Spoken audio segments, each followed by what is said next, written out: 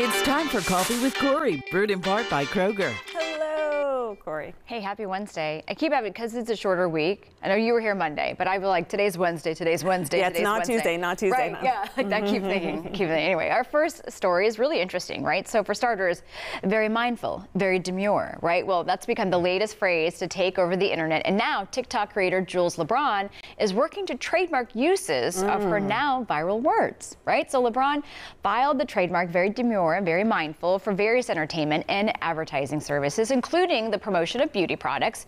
Well, trademarks can be very helpful to secure rights to maintain certain business, well, down the road, of course, but it's also possible, although rare, for content creators to make meaningful income after gaining social media fame. Well, LeBron, who is transgender woman, said last month she was able to finance the rest of her transition.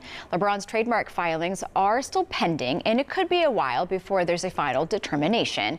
And get this, according to the U.S. Patent and Trademark Office, several other individuals with no known connection to LeBron have already recently tried to register very demure, very mindful related trademarks. And when it comes to trademarking, and I think people need to know this, it is how fast you can get to it and be the first one to do it. Because it's hard to claim you were the first when you have social media. I mean, there can be like dates and marks of when you have said something, right? With that being said, trademarking something is a very hard thing to do, and you have to do it quickly and you have to do it right. And if you're not the first person to do it, other people have the opportunity to do it before you and take it from you. And then what they do is they will sell it to you.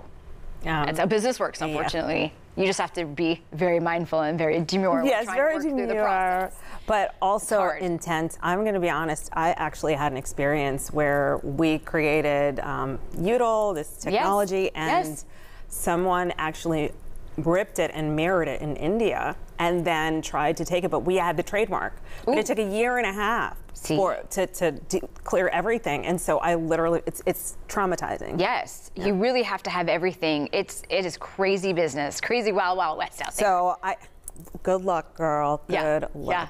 Yeah. Right? Okay, moving on. So our next story. So a woman convicted of swindling banks, hotels, and friends by pretending to be a wealthy German heiress is headed to network television.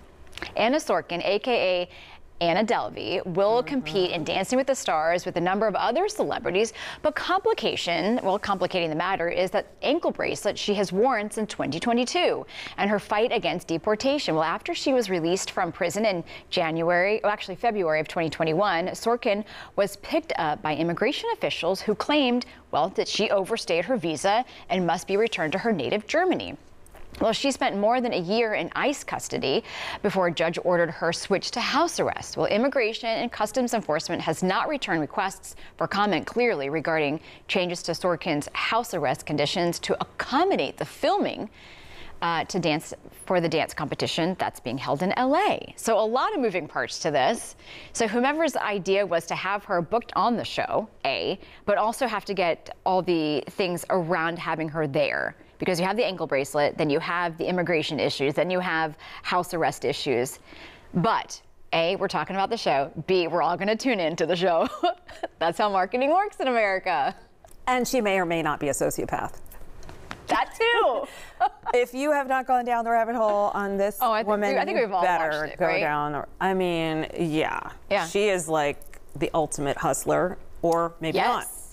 Well, I mean, think about how much you have to spend to be able to create all of that, and how many different parts, moving parts to all of that, logistics of all of that. Prior to her arrest was a lot going on. But that does make the honest people have to go through a lot more when someone may or may not be just taking everybody, so absolutely. We'll see what happens with this. It'll be interesting. We'll see if the ratings are really high. We'll find out. Okay, and finally, so artificial intelligence can do many things these days, including help you create a new recipe. So get this. So the BBC talked to a pizza chain, Dodo Pizza in Dubai, who asked ChatGPT to create a new pizza for its menu.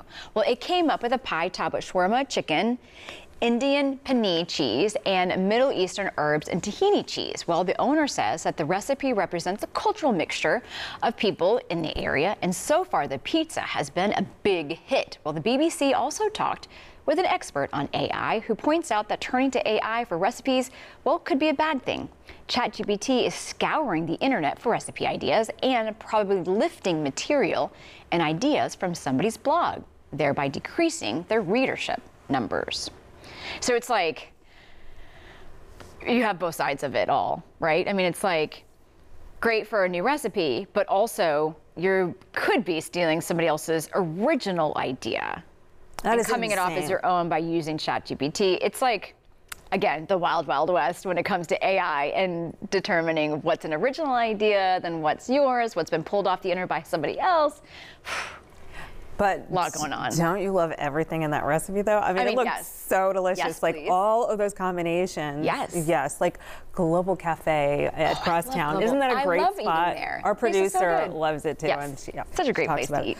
All right. Well, there was so much going on. Thank you for bringing us into Wednesday. Of course. See you tomorrow. See you Thursday. All right. We'll be right back.